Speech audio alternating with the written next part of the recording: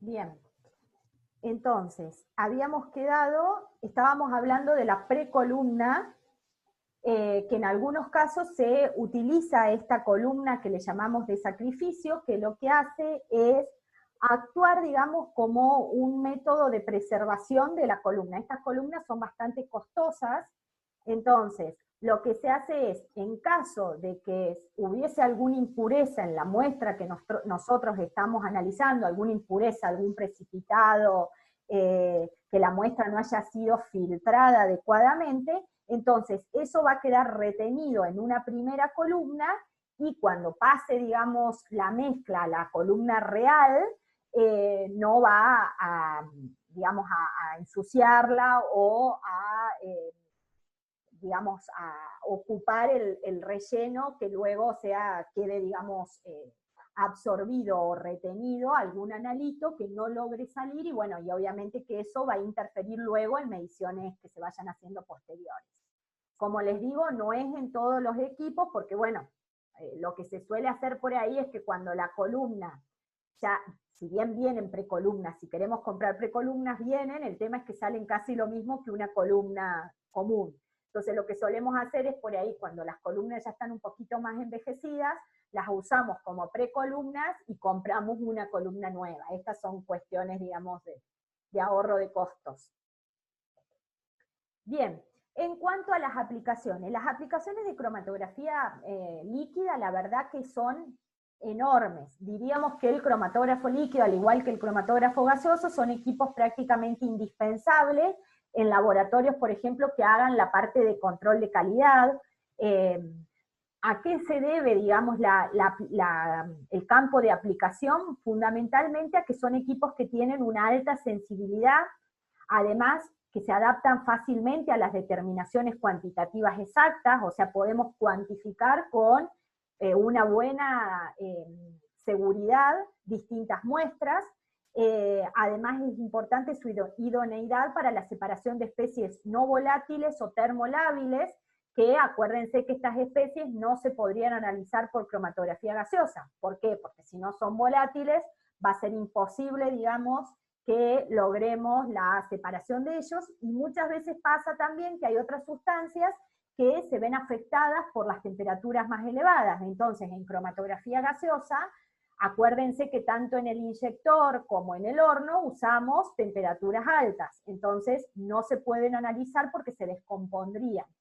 En cambio, por HPLC no hay ningún problema, porque las temperaturas que usamos son temperaturas muy bajas, incluso muchos equipos tienen la columna al aire libre, o sea, temperatura ambiente, y a veces le colocamos un hornito, digamos, pero solamente para asegurarnos tener una temperatura estable durante todo el año. O sea, yo, por ejemplo, trabajo con una reacción en el laboratorio que podría tranquilamente medirla a 25 o 30 grados centígrados.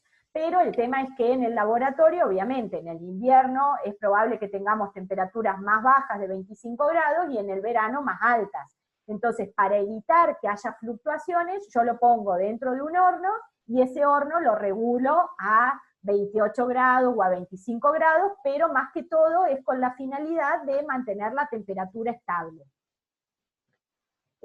Por su gran aplicabilidad, sustancias de gran interés para la industria y los distintos campos de la ciencia, o sea, por eso también es importante esta técnica. Se utiliza mucho para el análisis de ácidos nucleicos, de aminoácidos, de carbohidratos, de drogas, de plaguicidas, de antibióticos, etc. Por eso les decía que muchas veces en los laboratorios de control de calidad es muy importante, porque generalmente queremos determinar, o por ejemplo, por decirle, la presencia de algún tipo de plaguicidas en un agua de consumo, o la presencia de antibióticos en un efluente, etc.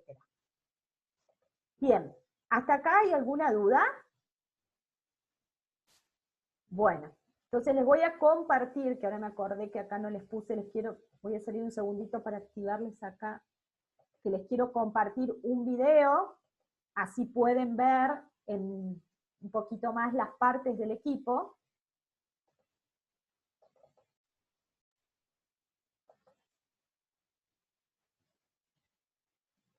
¿Me están escuchando, no es cierto? Hola, soy Lucía Guardiola, soy profesora de la Universidad Católica de Murcia. Voy a explicaros cómo funciona un equipo de HPLC. Un equipo de HPLC es un equipo que sirve para identificar, cuantificar y purificar muestras complejas en sus distintos componentes. Imaginemos que tenemos una mezcla formada por varios componentes y queremos identificar por qué componentes está formado. Lo que haremos será seleccionar, en este caso trabajamos con cromatografía en fase reversa. En fase reversa se trabaja con agua y un modificador orgánico, que suele ser acetonitrilo y metanol, mediante una bomba que suministra un caudal fijo, constante, y esto es muy importante puesto que trabajaremos, ahora lo comentaré, con tiempos de retención, suministra un caudal constante. Este caudal constante permite a través de estos conectores pasar ese modificador. Chicos, ahí les hago una consulta. ¿Por qué creen ustedes que es fundamental trabajar con un caudal constante? Para que sea más exacto después en el detector el valor de las curvas, de los picos. Por la bomba. La bomba. No, la bomba. Por el tiempo de retención, profe. Exacto. La bomba va a dar, la bomba yo voy a programarle la presión a la que quiero trabajar en función del caudal. Pero es importante que ese caudal se mantenga constante por el tiempo de retención, como dijo uno de sus compañeros. ¿Por qué? Porque si yo no estoy trabajando siempre con el mismo caudal, el tiempo de retención va a variar y eso me va a interferir cuando yo esté haciendo la identificación de los compuestos. Y esto también viene a colación de lo que les comentaba anteriormente, por eso es tan importante que no vaya a quedar en el sistema ninguna impureza, por eso es, digamos, es que somos tan cuidadosos cuando trabajamos con la purificación y el empleo de filtros para asegurarnos que la bomba funcione perfecto y mantenga el caudal a lo largo de toda la corrida. Orgánico y el agua a través de todo el sistema. Sí. La chica esta utiliza agua, es Sí. como fase móvil, ¿verdad? Claro. ¿Y por qué dice que es reversa? Porque con la profe habíamos visto que normal era fase móvil polares, o sea, el agua como ejemplo. Claro, pero viste reversa con fase móvil a polar. Claro, pero fíjate que nosotros acá tenemos, ella dijo que está trabajando en fase reversa. O sea, sí. La polaridad de la fase móvil es media o alta. Bien. Ah, está. ¿Estamos? Sí. Bien. Okay. Está, gracias. Tienen que adelante.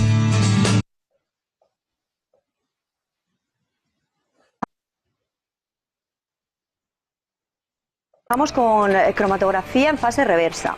En fase reversa se trabaja con agua y un modificador orgánico, que suele ser acetonitrilo y metanol, mediante una bomba que suministra un caudal fijo, constante, y esto es muy importante puesto que trabajaremos, ahora lo comentaré, con tiempos de retención, suministra un caudal constante. Este caudal constante permite a través de estos conectores pasar ese modificador orgánico y el agua a través de todo el sistema. Llegamos aquí donde vamos a colocar nuestra muestra en un vial. Colocaremos la muestra que queremos identificar en un vial y... Chicos, ahí ella tiene un equipo más sofisticado en el cual directamente se pone el vial con la muestra. Esto no es lo más común, lo más probable es que ustedes tengan un bloque de inyección. Entonces, como hacíamos en cromatografía gaseosa, se mide un volumen determinado, en este caso de la muestra líquida que querramos analizar, y se inyecta. No necesariamente van a tener este sistema, digamos, más automatizado. Lo único que sí, en cromatografía líquida, por ahí no es necesario tener un control tan estricto como teníamos en gaseosa, de que el volumen sea exactamente 0,2 microlitros, que era lo que normalmente inyectamos. Acá, primero que se inyectan más cantidades, tal vez inyectamos 1 mililitro, supónganse, y además sí o sí tiene como una cámara de inyección, porque en esa cámara de inyección se va a mezclar la solución que nosotros estamos inyectando con la fase líquida, y va a enviar a la columna exactamente la cantidad que esté programada. No es como en cromatografía gaseosa, que se acuerdan que yo les decía que había muchísimos equipos en los cuales nosotros inyectábamos directamente en columna. O sea, si bien tenemos el bloque del inyector, que tiene el septum, digamos, pero todo lo que nosotros teníamos en esa jeringa pasaba a la columna. ¿Estamos de acuerdo? Realizaremos la inyección. ¿Qué es lo que va a ocurrir? Lo que va a ocurrir es que esta agua y este contenido de esta muestra van a pasar a través de una columna cromatográfica.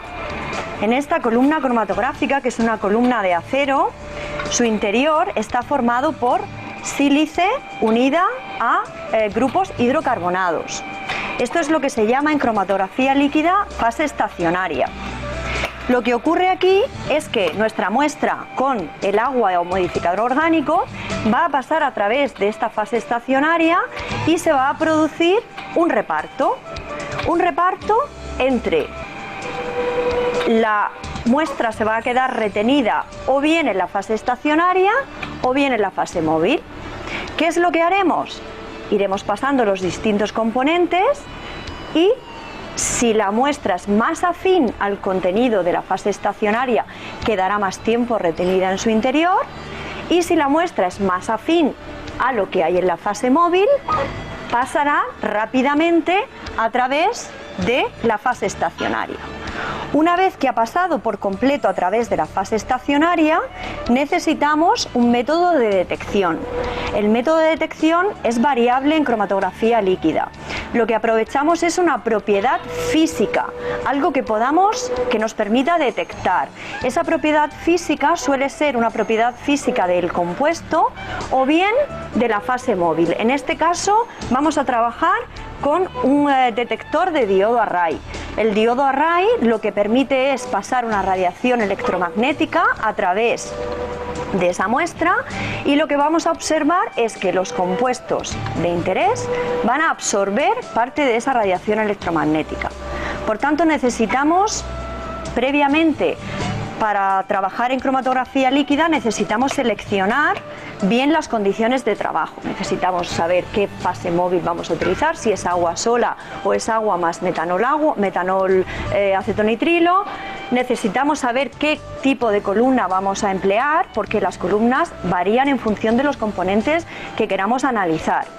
Y por último, el detector. El detector, la mayoría de los métodos en cromatografía líquida utilizan un detector ultravioleta visible o diodo Array, pero también podemos aprovechar la propiedad de algunos compuestos de ser fluorescentes. Esta fluorescencia hace que podamos determinar determinados analitos que absorben una longitud de onda de excitación y la emiten a una longitud de onda llamada longitud de onda de emisión. Estos métodos de fluorescencia son mucho más selectivos que los métodos de diodo Array, pero lamentablemente no todos los compuestos presentan fluorescencia. Podemos realizar alguna modificación en el compuesto que queramos determinar para inducirlo a esa fluorescencia, pero en algunos casos podemos utilizar un diodo Array, que es un detector universal, menos selectivo, pero si seleccionamos adecuadamente la longitud de onda podemos trabajar adecuadamente en perfectas condiciones. Por último, cuando la muestra ha pasado a través del detector, lo que observamos finalmente es un cromatograma. Perdón que les interrumpo ahí antes de entrar con el cromatograma.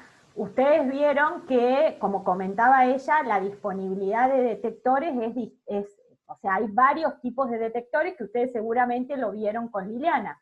Por ejemplo, en el caso de los equipos, nosotros en el CITEQ tenemos 2 equipos de HPLC. Y uno tiene un detector ultravioleta visible y el otro tiene un detector ultravioleta visible y uno de índice de refracción. Pero, en cierta forma, el ultravioleta visible es, digamos, en cierta forma, podríamos decir como el detector más universal, al igual que el de arreglos de diodos, que se emplean. porque se puede detectar la mayoría, digamos, de los compuestos. Es un cromatograma típico de HPLC. ¿Qué es lo que vamos a observar aquí? Aquí tenemos de forma ampliada todos los componentes que contiene esta muestra que somos capaces de detectar bajo esta longitud de onda 280 nanómetros que hemos seleccionado. Por tanto, podemos determinar, pues aquí vemos 4 picos cromatográficos que se llaman. ¿Qué es lo que a priori vemos aquí? Pues vemos que aparece un compuesto que ha tardado en salir a lo largo de todo el circuito y en atravesar la columna cromatográfica 7,7 minutos. Después tenemos a posteriori a 16 minutos, a 17, a 18 y a 20. En principio no podemos saber de qué componentes estamos hablando, pero si previamente nosotros hemos trabajado con un estándar, un compuesto puro de aquello que queremos determinar, y hemos trabajado una concentración determinada, conocida, podremos ser capaces de correlacionar el área que nos da un pico conocido con el área de nuestra muestra de interés. Por ejemplo, queremos saber el contenido en vitamina C que tiene un zumo. Lo que vamos a hacer es preparar una extracción adecuada para que en nuestro vial quede nuestro zumo lo más puro posible, que quede vitamina C y algo más, quizá impurezas, pero lo más puro posible. Eso es importante, seleccionar un método de extracción adecuado. Para ello utilizaremos pues métodos que hay en bibliografía, en internet, hay muchísima información hoy en día al respecto. Bueno, pues una vez que hemos extraído adecuadamente la muestra, vamos a seleccionar, como he dicho antes, la fase móvil adecuada, la columna con la que vamos a trabajar, el volumen de inyección que vamos a inyectar, la temperatura a la que vamos a trabajar, el flujo de trabajo y las condiciones de longitud de onda exactas a las que vamos a trabajar. Vale. Lo primero que hacemos es inyectar una cantidad conocida de vitamina C, por ejemplo, 1000 ppm. Sabemos que en nuestro estándar tiene una concentración de 1000 ppm. Lo vamos a inyectar y nos da un área de pico cromatográfico de 1000. Pues por recta de calibrado o por correlación directa podemos establecer que un área de un pico que salga exactamente al mismo tiempo que el patrón de estándar de vitamina C, con un área la que no salga, podremos correlacionar la concentración que tiene nuestra muestra de interés con la concentración del estándar que nosotros hemos inyectado. Las aplicaciones de la cromatografía líquida son innumerables. Hoy en día es una herramienta de trabajo indispensable para cualquier laboratorio de control de calidad de una empresa agroalimentaria. Nos permite detectar micotoxinas, que son compuestos prohibidos bajo concentraciones muy pequeñas.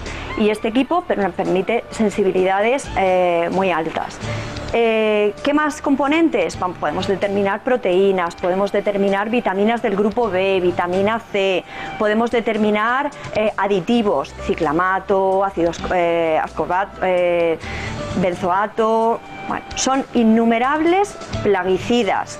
La sensibilidad que ofrece este equipo para la determinación de plaguicidas también es importante. Antibióticos en la industria farmacéutica es una herramienta de trabajo también indispensable. Es un aparato muy versátil y aunque requiere un entrenamiento previo importante y conocer bien la naturaleza del analito que vamos a determinar, nos ayuda mucho que hay mucha bibliografía al respecto. Perfecto. Bueno chicos, ahí quedó entonces cómo me pareció importante este video, mostrarles este video porque acá veían todas las partes, digamos, del equipo. Les vuelvo a hacer la consideración que les hice, la columna en muchos equipos ustedes la tendrán fuera, hay muchos equipos que no tienen este bloque donde está la columna ya con un control de temperatura, sino que está al aire libre. Creo que de hecho uno de los videos siguientes les muestra lo que les acabo de decir. ¿Hasta acá hay alguna duda, alguna consulta? Profe, tengo una duda. Cuando nosotros inyectamos en HPLC, Sí. a ver cómo les explico. Nosotros, a ver, en cromatografía gaseosa nosotros con la jeringa tomamos, digamos, sacamos lo que es el espacio de cabeza de la muestra y lo inyectamos, ¿no? Sí, Si quiero tomar, no sé, por decir un número, 5 mililitros, tomo 5 mililitros de muestra y lo inyecto. sí. En HPLC, cuando nosotros Sí. ¿inyectamos 5 mililitros o tiene algún sistema que tiene un volumen prefijado? Es lo que les comentaba anteriormente, lo que les decía hoy hace un ratito, que Bueno. en HPLC ustedes tienen que, de hecho, este equipo que tienen acá es exactamente un equipo igual al que tenemos en el CITEQ. Uno de los que tenemos en el laboratorio es exactamente este equipo, que es un Perkin-Elmer, donde esto que ven acá es la zona de inyección. Entonces, a ver, les explico las partes como para que vean. Acá tienen la zona de los solventes, después tienen lo que tiene que ver con el detector y tienen la bomba. En esta bomba, y acá tienen la zona de lo que le llamamos la válvula de inyección. Entonces, ustedes acá van a inyectar un determinado volumen, supónganse que estemos inyectando 4 mililitros. No importa si ustedes están llenando un exceso, si en lugar de 4 ponen 10 mililitros de la muestra, no hay ningún problema, porque como acá tenemos una cámara de inyección, el volumen que va a entrar a la columna va a ser siempre el mismo. El exceso que yo haya inyectado sale por uno de estos pequeños conductos que no se llega a ver acá y se elimina la muestra. Entonces, no importa si inyectamos un poquito de más, no va a haber ningún problema, nos aseguramos siempre que el volumen de inyección que llega a la columna es el mismo en todas las inyecciones. ¿Respondí a la consulta? Sí, digamos, siguiendo esa pregunta.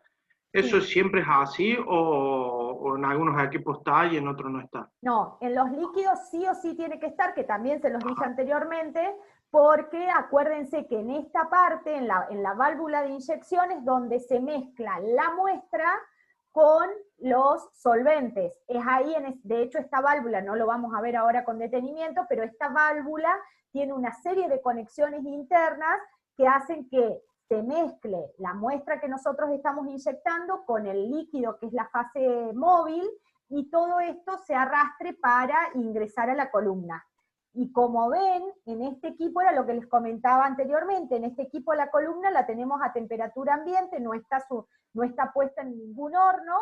Puede ser que en este laboratorio tengan un control externo de la temperatura, o sea, mediante una calefacción o aire acondicionado, se mantenga constante, supónganse 25 grados todo el año, entonces no es necesario que la columna esté dentro de un horno.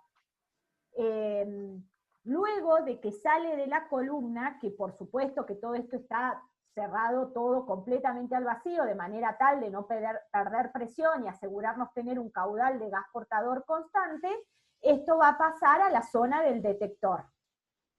Con respecto al detector hay una aclaración importante que les quiero hacer. Si nosotros trabajamos con el detector ultravioleta visible, que como les decía anteriormente es uno de los más comunes, ustedes siempre van a tener que seleccionar la longitud de onda de trabajo, porque el equipo no va a saber sino a qué longitud de onda trabajar, porque no es como en el espectrómetro de UV visible que veíamos en los espectrofotómetros, donde se hacía un barrido. No, ustedes van a tener que previamente tener el dato de la longitud de onda, la cual absorbe el compuesto o el analito que querramos determinar. Entonces, lo que se hace generalmente en estos laboratorios se cuenta con un espectrofotómetro. Entonces, supónganse que yo quiero analizar una vitamina, como recién decía en el video, vitamina C. Bárbaro, yo sé la vitamina C, selecciono, digamos, la columna, selecciono la mezcla, digamos, de solventes que voy a usar como fase móvil, y me faltaría el dato de la longitud de onda a la cual voy a hacer la determinación. Entonces, eso previamente se analiza en el espectrofotómetro. Yo haré, como vimos en la clase de espectroscopía ultravioleta, haré un barrido y determinaré cuál es la longitud de máxima absorbancia de ese compuesto. Una vez, supónganse que la vitamina C, les digo un valor cualquiera, que sea 210 nanómetros, yo vendré al equipo, definiré en el detector, definiré en el detector esa longitud de onda y después sí realizo la medición, la determinación como lo hacemos normalmente. Por una cuestión de tiempos, yo no les voy a mostrar, pero se los dejé y de hecho tienen acá los links para que puedan después visitar ustedes tranquilos el funcionamiento de este equipo Perkin-Elmer, y también van a ver en el video siguiente cómo poner en funcionamiento un cromatógrafo líquido, o sea, más las cuestiones prácticas. En este caso les muestro un equipo Shimatsu, también está bueno como para que vean distintos tipos de equipos. Hoy en día hay un montón de empresas, de marcas, que venden estos equipos y cada uno tiene su característica. Por supuesto que habrá equipos que sean más sofisticados, más modernos, otros que no. De hecho, nosotros en el CITEQ, uno de los equipos lo tenemos conectado a un software para hacer la parte de integración, mientras que en otro lo tenemos conectado a un integrador manual donde nosotros definimos que sería como una especie de máquina de escribir antigua, pero que la verdad funciona bárbaro, porque nosotros lo que nos importa es obtener ese cromatograma con las áreas correspondientes y los tiempos de retención, como para poder hacer la identificación y cuantificación. Así que bueno, les dejo esto como para que ustedes después lo puedan ver tranquilos. ¿Hasta acá hay alguna duda o consulta? ¿No? Bueno, No. perfecto. Vamos entonces a empezar, porque tenemos media horita como para poder ver la resolución de los ejercicios que ustedes tienen en la guía, que son muy sencillos, pero es importante que los veamos. Voy a compartirles la pantalla de la guía.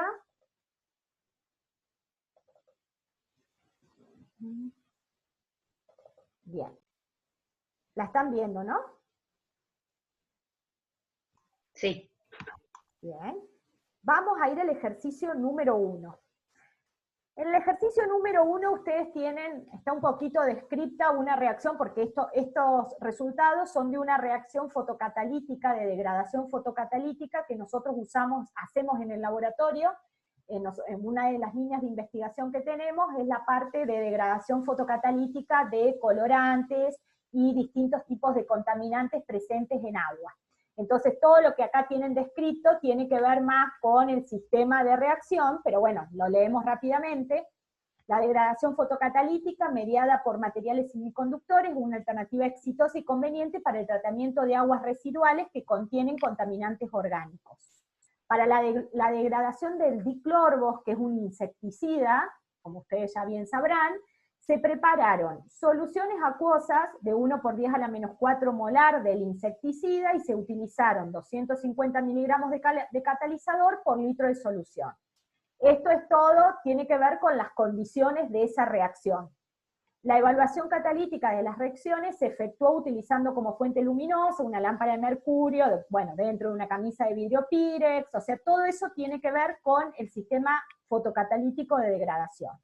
Ahora bien, se retiraron alícuotas en determinados intervalos de tiempo de reacción, las mismas son filtradas, vieron que esto es muy importante para poder inyectar el cromatógrafo líquido, siempre las muestras tienen que haber sido previamente filtradas, y si ustedes por algo llegasen a ver que quedan partículas en suspensión, yo les recomiendo que sigan filtrando, que no inyecten de esa manera, porque es muy probable que puedan arruinar la columna, o que alguna de esas impurezas se incruste en las distintas partes del equipo. Entonces, una vez que lo filtraron, pasaron a ser analizadas por HPLC.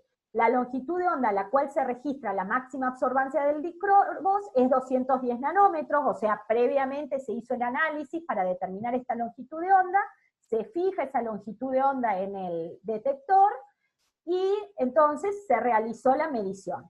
Con los datos obtenidos de los cromatogramas, y obviamente de los reportes, se confeccionaron las curvas de calibración, o sea, ustedes acá tienen, nos están quedando 10 minutos, acá tenemos lo que ustedes tienen es una serie de concentraciones de esta solución de diclorbos y una serie de áreas de picos. Y después tienen un área de pico del cual no saben la concentración. O sea, ustedes siempre que trabajen en cromatografía líquida para hacer la cuantificación, van a tener que sí o sí hacer curvas de calibración para tomar después la pendiente de esa curva de calibración como un factor de corrección para poder determinar el área del pico incógnita.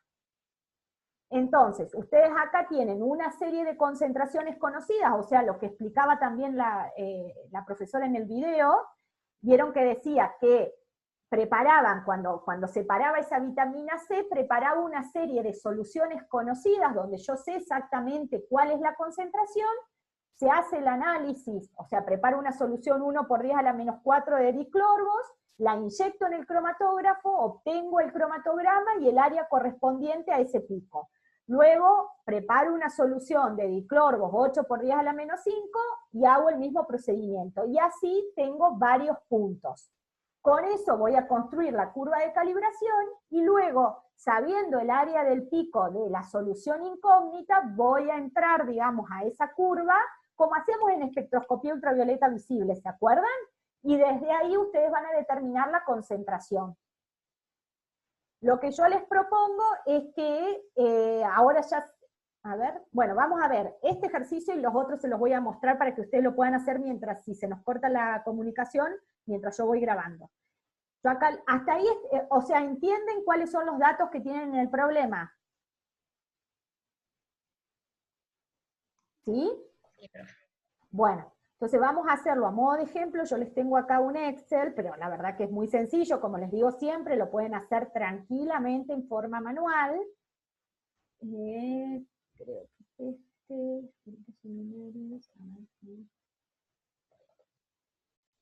no, acá tienen el grupo de los seminarios, que justo estaba trabajando sobre eso. Aguárdenme un segundito.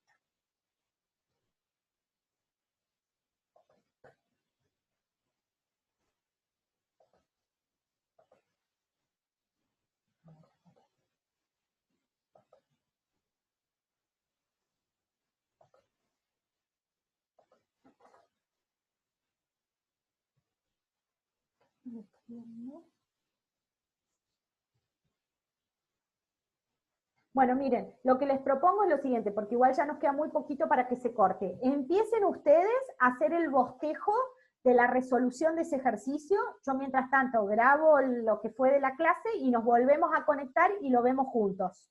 ¿Les parece? Empiecen a resolverlo a ese y si quieren el siguiente también, pero ya nos conectamos. Profe, una consultita. Ahí haría falta agregarle el punto 00, o sea, 0 área de pico, 0 Sí. Concentración. Siempre es conveniente, si no lo tienen puesto como dato, lo ponen ustedes, o cuando hacen el ajuste, le piden que pase por el origen. Listo, perfecto. Muchas gracias. Bárbaro. Resuélvalo ahí, ya nos encontramos.